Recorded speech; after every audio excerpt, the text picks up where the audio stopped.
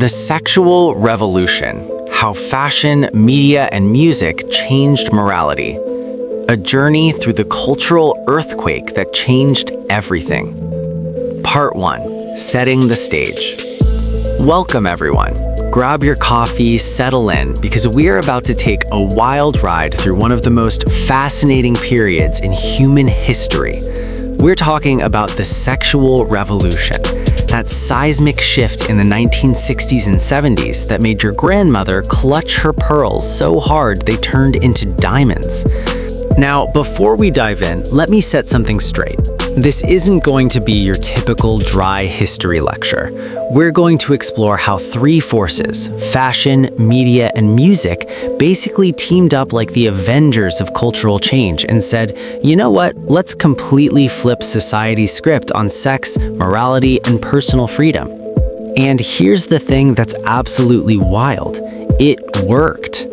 Let me paint you a picture. Imagine it's 1955. Eisenhower is president. Lucy and Ricky sleep in separate beds on television. Separate beds. And not because Ricky snores, but because showing a married couple in the same bed would corrupt America's youth. Women are wearing dresses that could double as camping tents. And if you saw an ankle, you'd probably need to lie down with smelling salts. Fast forward just 15 years to 1970, suddenly we've got Woodstock in the rearview mirror, miniskirts that would make a 1950s housewife faint, and the birth control pill has been legal for a decade. Music festivals where 500,000 people are openly celebrating free love. Movies showing actual nudity in mainstream theaters. Fashion that's so revealing your grandmother literally cannot look directly at it. What happened? Did everyone just collectively lose their minds? Not quite. What happened was a perfect storm, a cultural hurricane where fashion designers, musicians, filmmakers, and media moguls all simultaneously decided that the old rules were made to be broken, and break them they did with spectacular results. The brilliant historian David Allen wrote in his book Make Love, Not War, The Sexual Revolution, An Unfettered History, that the sexual revolution wasn't really about sex at all. It was about freedom. It was about choice.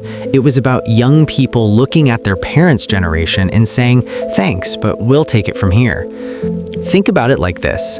Before the sexual revolution, society's approach to sexuality was like those old choose-your-own-adventure books, except there was only one acceptable choice, and if you picked anything else, you were basically a social pariah.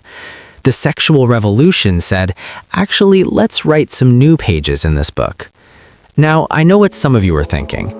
Wasn't this whole thing just an excuse for people to run wild? And sure, there were excesses. There always are when a pendulum swings. But here's what's fascinating. The sexual revolution fundamentally changed how we think about gender roles, reproductive rights, LGBTQ+ rights, and personal autonomy. Those aren't small potatoes. Those are civilizational level shifts. And it all started with three seemingly simple things: what people wore, what they watched and listened to, and what rhythm made their hips move. Let's start with a question. Have you ever stopped to think about how much power a piece of fabric has? I mean, really think about it. A hemline rising a few inches, just a few inches, caused an absolute uproar that rippled through parliaments, churches, and dinner tables across the Western world. In 1964, Mary Quant, a British designer who was probably cackling with glee, raised the hemline of women's skirts to mid-thigh and created what we now call the miniskirt.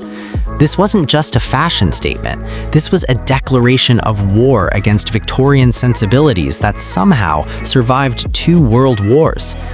Quant herself said, and I'm paraphrasing here, that the miniskirt was about freedom of movement and freedom of choice. It was young women saying, my body, my rules, which, when you think about it, is the entire sexual revolution in a single garment. But we're getting ahead of ourselves. To really understand how we got from separate beds on TV to Woodstock, we need to understand what we were rebelling against. Part 2. The world before the revolution.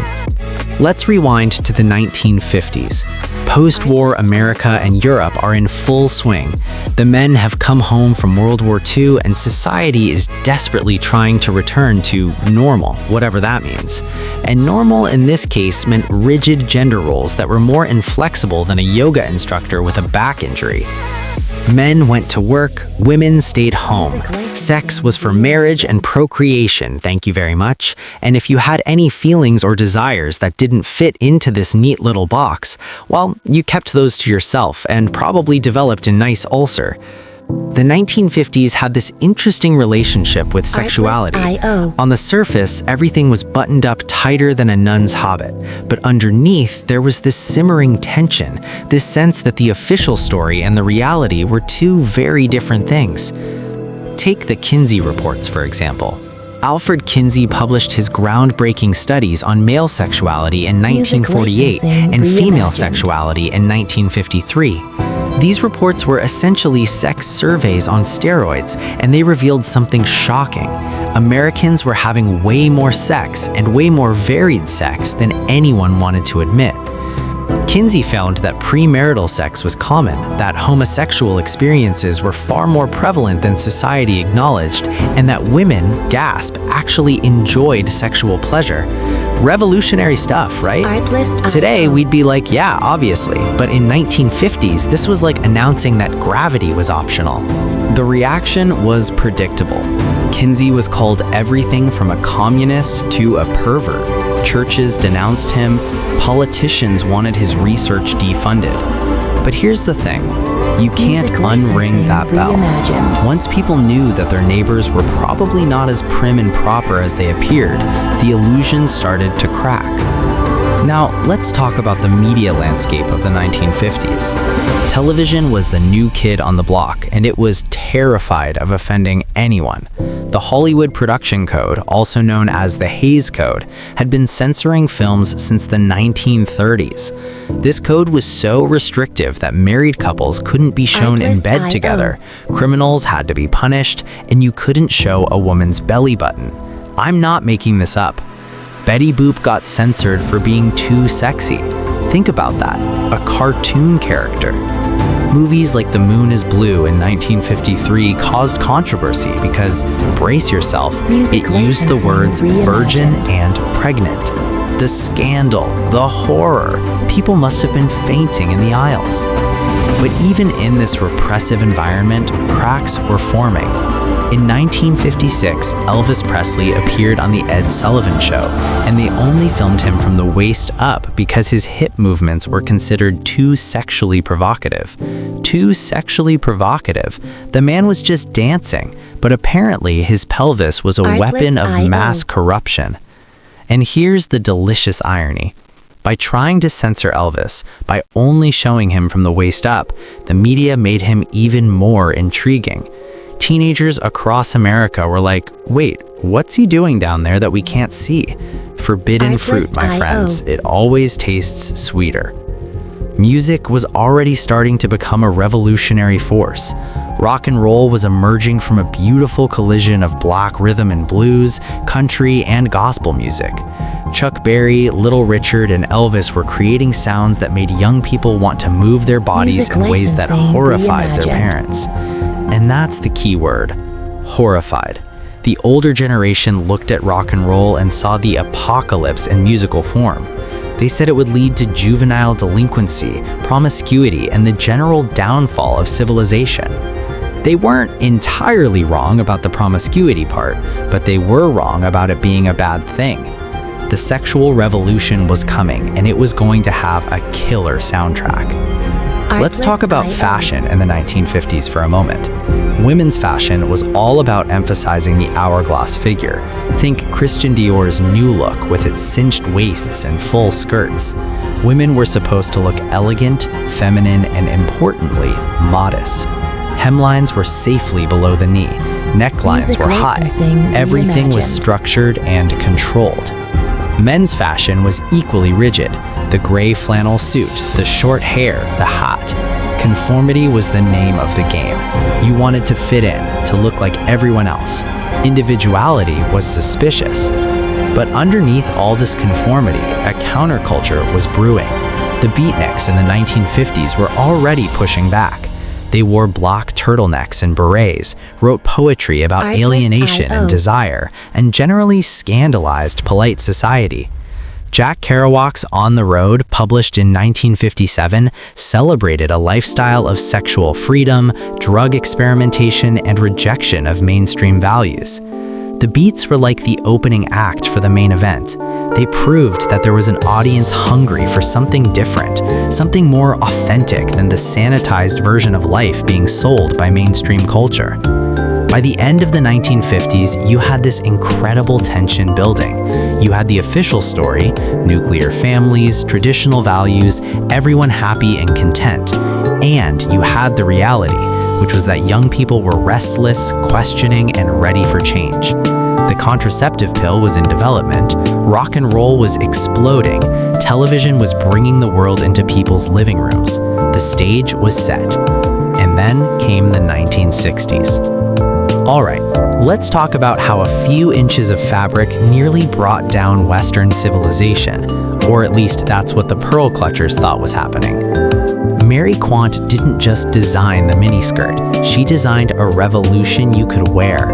And here's what's brilliant about it. She understood something fundamental about fashion that a lot of people miss. Fashion isn't just about clothes, it's about identity. It's about saying, this is who I am, without opening your mouth. When women started wearing miniskirts in the mid-1960s, they weren't just showing more leg, they were claiming ownership of their bodies in a public, visible, undeniable way. They were saying, I decide how much of my body I show. Not you, not society, not the church, me. And people lost their minds. There were protests, some schools banned miniskirts, workplaces implemented dress codes. In some countries, police actually measured women's hemlines with rulers. With rulers! Can you imagine being so threatened by a woman's thigh that you need to bring measuring equipment into it? But here's the thing. About trying to stop a fashion revolution, it doesn't work. Because fashion, especially youth fashion, is about rebellion. Tell young people they can't wear something, and suddenly that's all they want to wear. Mary Quant said something brilliant. She said she didn't invent the miniskirt, the streets invented it. She just gave it a name and made it available. Young women in London were already rolling up their skirts, already pushing boundaries. Quant just recognized what was happening and ran with it. And it wasn't just hemlines that were rising, necklines were plunging. The whole silhouette of women's fashion was changing. Out went the structured, corseted look of the 1950s. In came a more relaxed, youthful, playful aesthetic. Think about Twiggy, the supermodel who became the face of the 1960s. She was thin, controversially thin by 1950s standards, and she had this androgynous look that completely challenged traditional ideas of femininity. She wore her hair short. Her dresses were simple, often childlike. She represented a new kind of beauty that wasn't about trying to look like a curvy housewife. The shift dress became huge, literally. It was a simple, loose-fitting dress that didn't emphasize the waist or curves. It was comfortable. Women could actually move in it. Revolutionary concept, right? But let's not forget about the men. Men's fashion was undergoing its own revolution, though it took a bit longer to get going. The peacock revolution of the late 1960s saw men embracing color, pattern, and flamboyance in ways that would have been unthinkable a decade earlier. Suddenly, men were wearing velvet jackets, ruffled shirts, beads, and bell-bottom pants. The Beatles went from matching suits to psychedelic outfits that looked like they'd been designed during an acid trip, which, let's be honest, some of them probably were. Yves Saint Laurent introduced Le Smoking in 1966, a tuxedo suit for women. This was radical. Women wearing pants to formal events, wearing traditionally masculine clothing. It was gender bending before we even had that term. And let's talk about the sexual implications of all this. When women's fashion became less restrictive, when it prioritized comfort and freedom of movement, it had a practical impact on women's lives. You can't really run for a bus in a full 1950s skirt and girdle, but in a miniskirt and tights, no problem. Fashion was literally giving women more freedom to move through the world, and when you can move more freely, you start thinking more freely too. The bra became a symbol of oppression. At the 1968 Miss America pageant, feminists famously protested and threw bras, girdles, and high heels into a freedom trash can. Now, despite popular myth, they didn't actually burn bras. The organizers couldn't get a fire permit, but the symbolism was clear. Women were rejecting the idea that they needed to strap themselves into uncomfortable undergarments to please society. The braless look became a statement. Going without a bra wasn't just about comfort, it was about rejecting the idea that women's bodies needed to be controlled, shaped, and modified to be acceptable. Blue jeans deserve a special mention here. Jeans went from workwear to fashion statement to symbol of youth rebellion. They were unisex, comfortable, and democratic. A factory worker and a college student could wear the same jeans. Jeans didn't care about your social class. They were the ultimate leveler. And of course, jeans were sexy in a different way than traditional fashion. They were tight, they showed the body, they were casual and rebellious. Everything parents hated, which made them perfect. Let's talk about the impact of youth culture on fashion. For the first time in history, fashion wasn't trickling down from the wealthy elite. It was bubbling up from the streets, from young people, from music subcultures. Designers were looking at what teenagers were wearing and saying, okay, let's run with that. Mod fashion from London, hippie fashion from San Francisco, disco fashion from New York. These weren't created by haute couture designers in Paris. They emerged organically from youth movements and then got commercialized and spread globally. There's a great scene in the movie Austin Powers where Austin, frozen in the 1960s and Todd in the 1990s, is confused because his outrageous 60s fashion is now considered costumey. That's the thing about revolutionary fashion. What seems radical in the moment eventually just becomes history. But in the moment, it's earth-shattering. Fashion magazines played a huge role in spreading these new styles.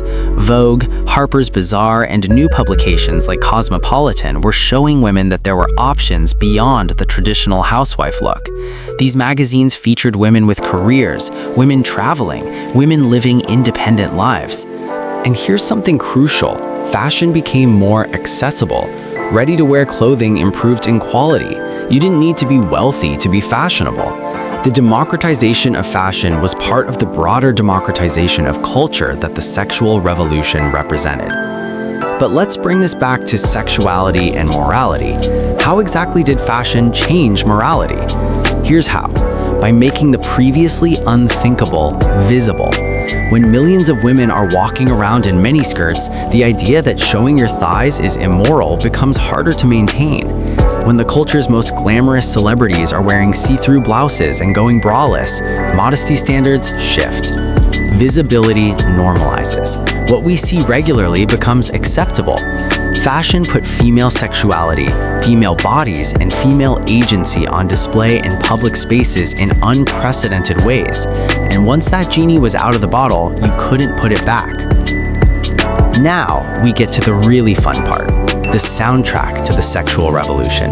Because if fashion was the visual representation of changing morality, music was the beating heart of it. Let's start with the obvious, rock and roll. But not just any rock and roll. The British invasion that started in 1964 when the Beatles appeared on the Ed Sullivan Show and 73 million Americans watched. The Beatles were fascinating because they evolved with the sexual revolution. They started out as these clean-cut boys in matching suits singing "I Wanna Hold Your Hand," which, let's be honest, is pretty tame. But by 1967, they're releasing Sgt. Pepper's Lonely Hearts Club Band, experimenting with LSD, growing their hair long, and singing about getting high with a little help from their friends. The evolution of the Beatles from mop tops to psychedelic mystics mirrors the evolution of the entire culture. They gave mainstream audiences permission to experiment, to question authority, to expand their consciousness. But the Beatles were just one piece of the puzzle. The Rolling Stones were positioning themselves as the bad boys of rock from the beginning. Let's Spend the Night Together was banned by many radio stations for being too sexually explicit. Ed Sullivan made Mick Jagger change the lyrics to Let's Spend Some Time Together, which is hilarious because everyone knew what he was really saying. The Stones leaned into their image as dangerous and sexual. Mick Jagger's stage presence was overtly erotic. He wasn't just singing, he was seducing the entire audience. The Stones understood that rock and roll was fundamentally about sex and rebellion, and they played that card for all it was worth. Then you have Jimi Hendrix, who took guitar playing to places it had never been and made it look like sex. Seriously, watch footage of Hendrix playing guitar. The man was making love to that instrument. At Monterey Pop Festival in 1967, he literally set his guitar on fire and then humped it. You can't get more sexually explicit than that without actually taking her clothes off. And this is important. Rock music was black music that white audiences were finally paying attention to. Little Richard, Chuck Berry, James Brown.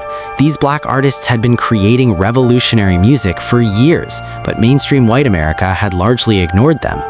The sexual revolution and the civil rights movement were deeply interconnected. When young white kids started listening to and emulating black musicians, it wasn't just musical, it was political and social. The integration of rock music was part of the broader integration happening in society. Janis Joplin deserves her own paragraph. Here was a woman who sang with raw, unfiltered emotion about desire, pain, and freedom. She drank whiskey, slept with whoever she wanted, and refused to apologize for any of it. Janis showed that women could be sexual beings on their own terms, not just objects of male desire. Her performance of Piece of My Heart at Woodstock was pure, unleashed passion. She wasn't performing femininity the way society expected. She was performing humanity in all its messy, complicated glory. Let's talk about Woodstock for a minute, because nothing symbolizes the sexual revolution quite like 500,000 people descending on a farm in upstate New York in 1969 to listen to music, take drugs, and make love. Woodstock was a utopian experiment. For 3 days, traditional morality was suspended. People were naked, high, and having sex in the open, and somehow it mostly worked. There was minimal violence. People shared food and water. It was like a temporary autonomous zone where the rules of straight society didn't apply. Of course, Woodstock also represented the peak of the sexual revolution. It was downhill from there in some ways. The idealism of the 60s gave way to the cynicism of the 70s, but for that one weekend, it seemed like the revolution had won. Disco in the 1970s took the sexual revolution in a different direction. Disco was about pleasure, hedonism, and sexual freedom, but it was more polished, more commercial than the raw rock of the 60s.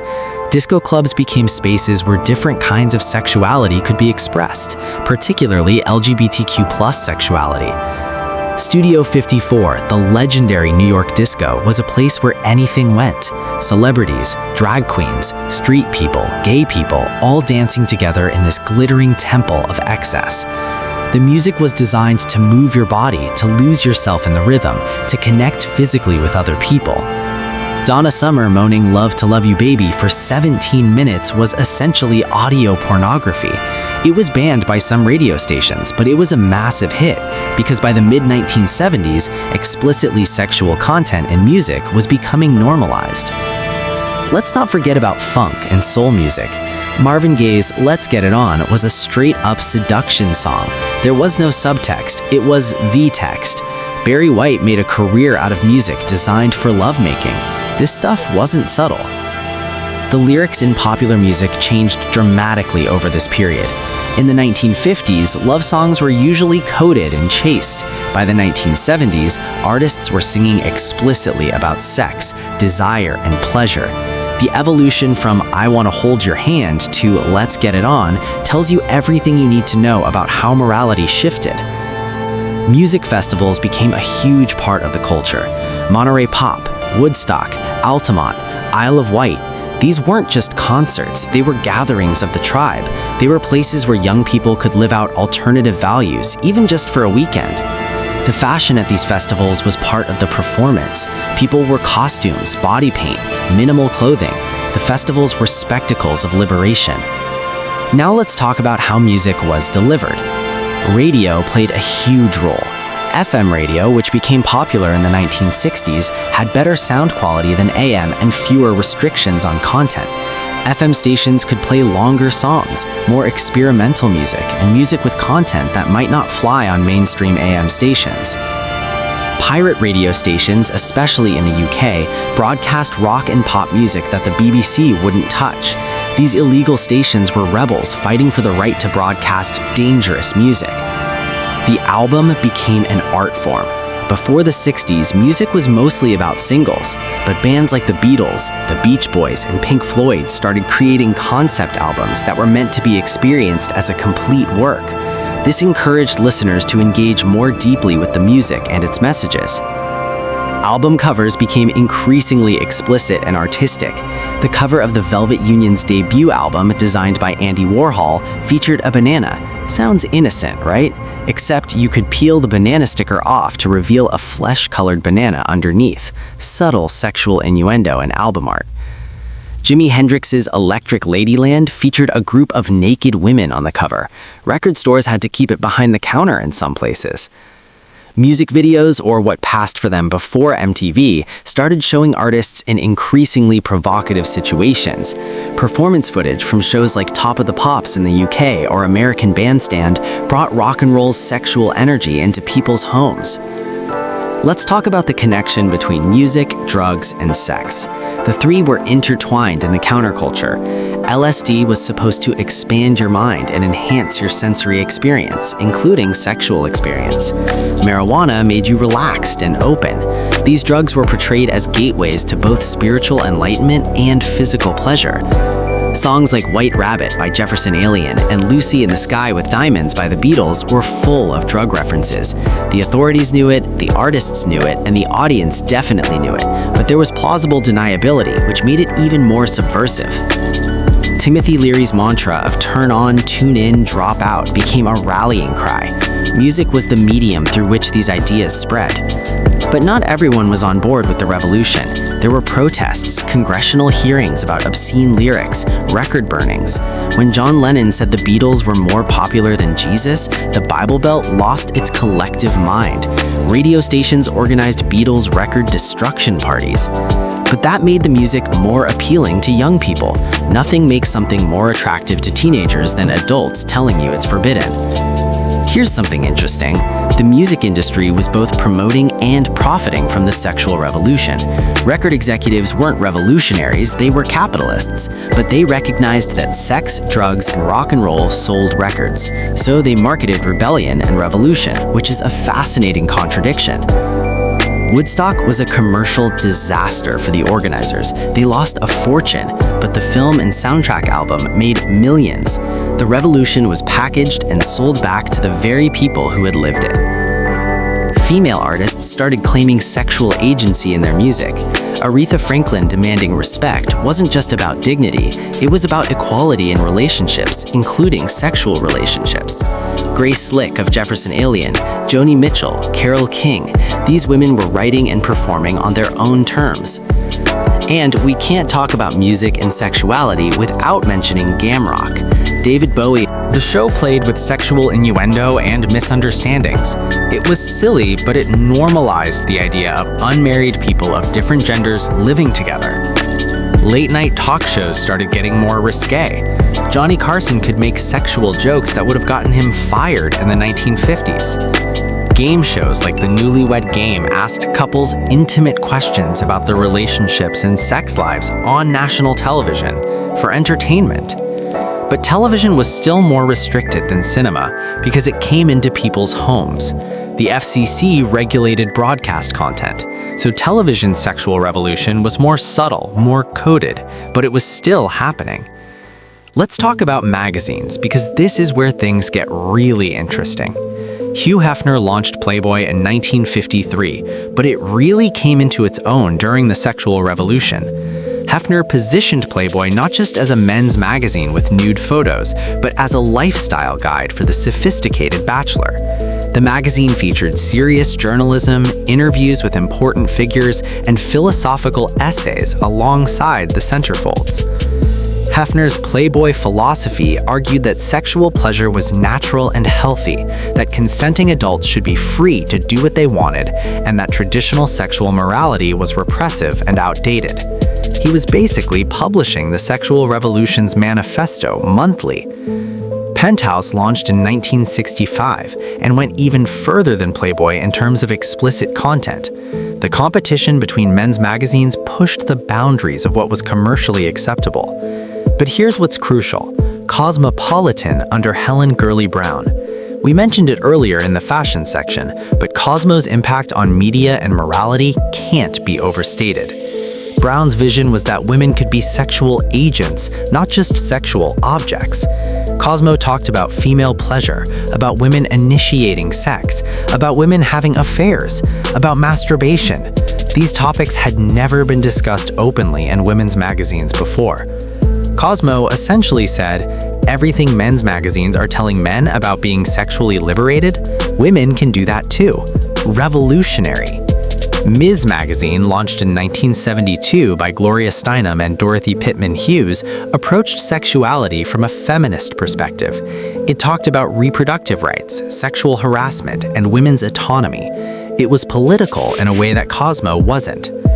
Between Cosmo, Ms., and other women's magazines, women were getting the message that they could define their own sexuality, make their own choices, and reject the idea that they needed to be pure or passive. Books played a huge role too.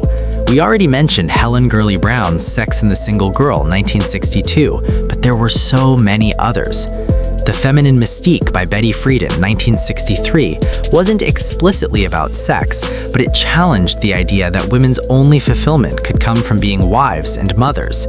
If women could want more from life than domesticity, they could certainly want sexual satisfaction too. Human Sexual Response by Masters and Johnson, 1966, was a scientific study of human sexuality that became a bestseller. It described female sexual response in clinical detail and proved that women's capacity for sexual pleasure was at least equal to men's. Science was validating the sexual revolution. The Joy of Sex by Alex Comfort, 1972, was a sex manual that became a cultural phenomenon. It was illustrated, explicit, and treated sex as something joyful and playful rather than shameful. It sold millions of copies and sat on people's coffee tables. Fear of Flying by Erica Jong, 1973, featured a protagonist who fantasized about the zipless fuck, casual, uncomplicated sex. Jong wrote openly about female desire in ways that were both literary and pornographic.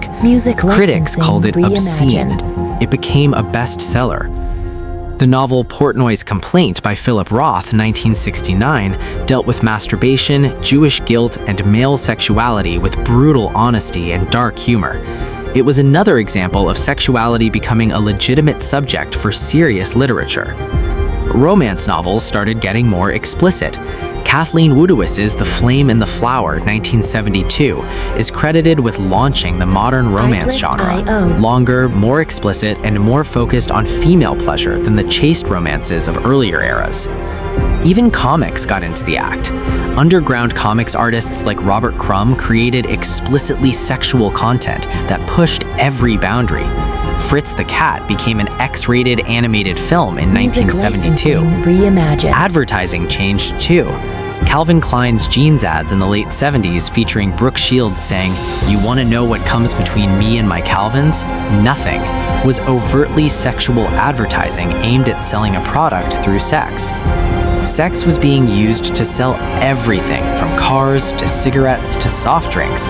The message was clear. Sex wasn't just acceptable, it was desirable, marketable, aspirational. Media coverage of the sexual revolution itself became a story. News magazines ran covers about the new morality, free love, and women's liberation. Even conservative media had to acknowledge that something major was happening. The Stonewall riots in 1969, where LGBTQ+ people fought back against police harassment, received media coverage that brought gay rights into mainstream consciousness. The movement for LGBTQ+ equality became part of the broader sexual revolution. Media representation of LGBTQ+ people slowly began to change. Instead of being portrayed only as villains or tragic figures, gay and lesbian characters started appearing as complex human beings. It was slow progress, but it was progress. Let's talk about talk shows for a second.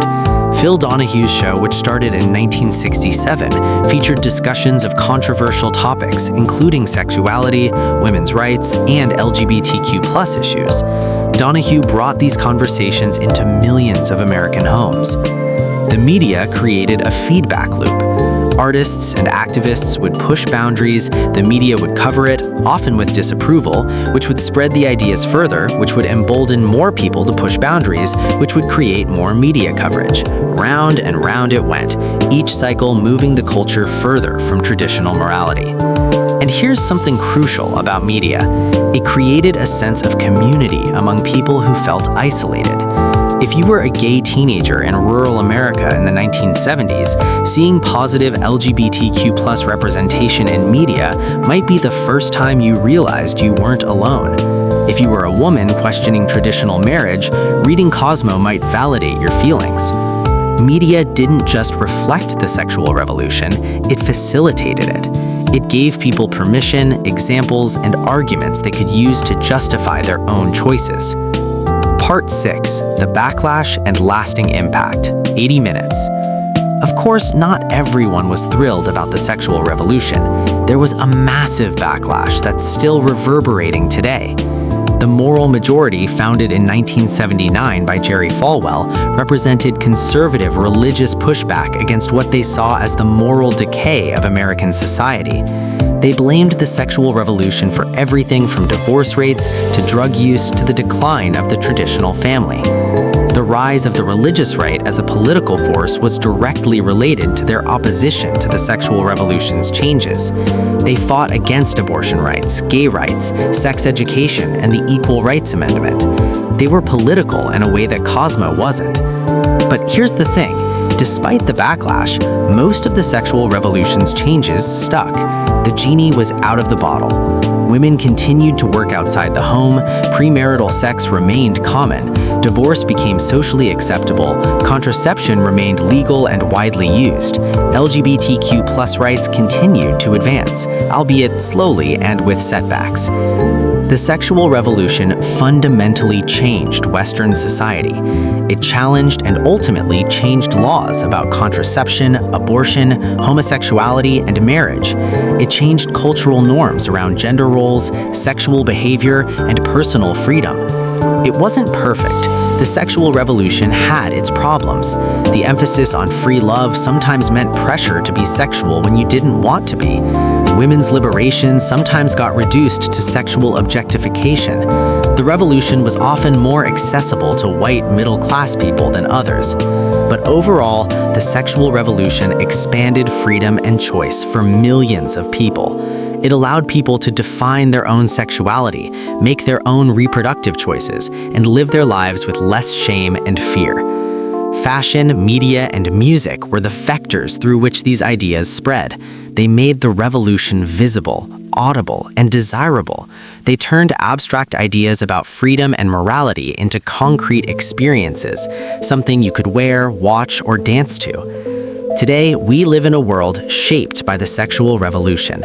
Same-sex marriage is legal in many countries. Women have incredible access to education and careers. Conversations about consent, pleasure, and sexual diversity are mainstream. We take for granted freedoms that people fought hard to establish. The ability to choose if and when to have children. The ability to marry who you love. The ability to wear what you want without being arrested. The sexual revolution wasn't just about sex. It was about autonomy, dignity, and the belief that people should be free to make their own choices about their bodies and their lives. So the next time you see someone in clothes that would have scandalized people 60 years ago, or hear a song with explicit lyrics, or watch a TV show dealing honestly with sexuality, remember, This is the world the sexual revolution made. Whether you think that's a good thing or not probably depends.